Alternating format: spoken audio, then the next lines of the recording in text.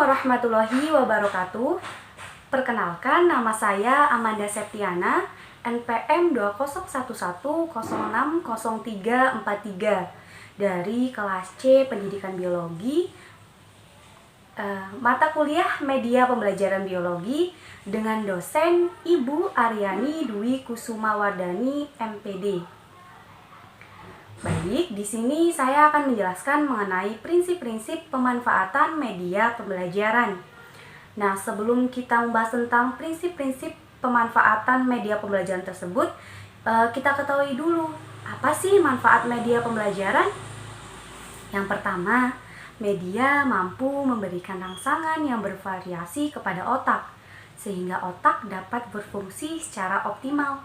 Yang kedua, media dapat mengatasi keterbatasan pengalaman yang dimiliki oleh peserta didik. Yang ketiga, media dapat melampaui batas ruang kelas. Contohnya, objek terlalu besar, misalnya candi, stasiun, dan lain-lain. Beberapa objek, makhluk hidup, dan benda yang terlalu kecil untuk diamati dengan mata telanjang, misalnya bakteri. Kemudian gerakan-gerakan yang terlalu lambat untuk diamati, misalnya proses pemekaran bunga. Kemudian gerakan-gerakan yang terlalu cepat dan sulit ditangkap oleh mata biasa, misalnya kepakan sayap burung, kumbang, dan lain-lain. Kemudian yang terakhir, objek yang dipelajari terlalu kompleks, misalnya rantai makanan. Kemudian yang keempat, ada media membangkitkan motivasi dan rangsangan untuk belajar.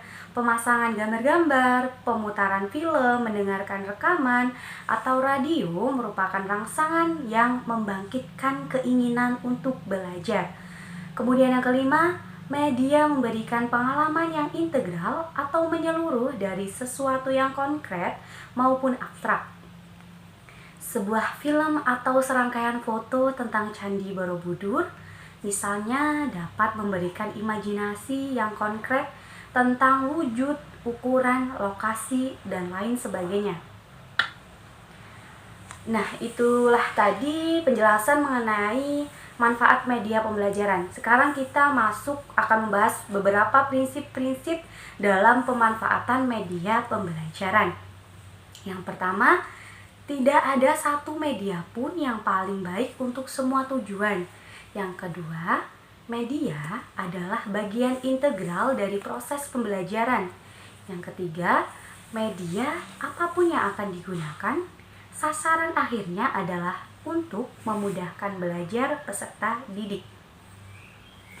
Kemudian pemilihan media harus objektif, yaitu berdasarkan pada tujuan pembelajaran, tidak didasarkan pada kesenangan pribadi staf pengajar.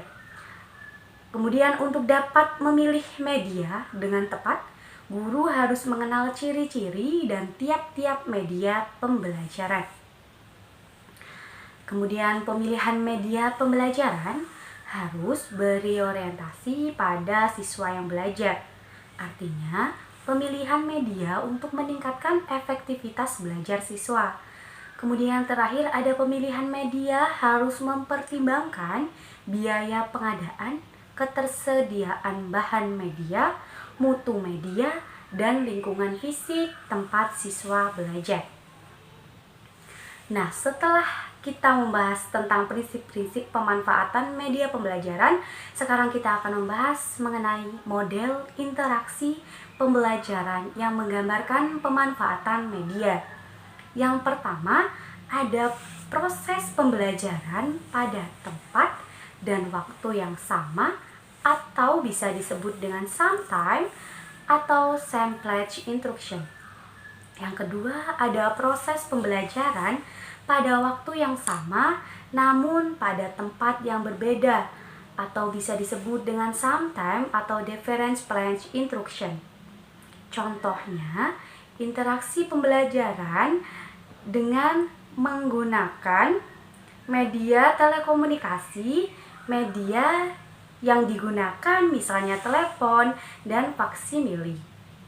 Kemudian contoh yang selanjutnya, interaksi dengan menggunakan media non-interaktif Contohnya yaitu siaran program radio dan program televisi.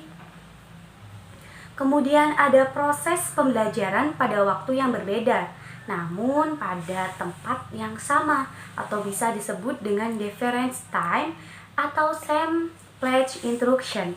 Kemudian yang terakhir nih, ada sebuah proses pembelajaran yang berlangsung pada waktu dan tempat yang berbeda, atau bisa disebut dengan difference time atau difference place instruction.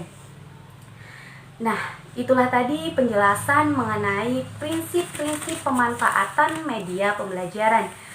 Semoga bermanfaat. Sekian dari saya. Wassalamualaikum warahmatullahi wabarakatuh.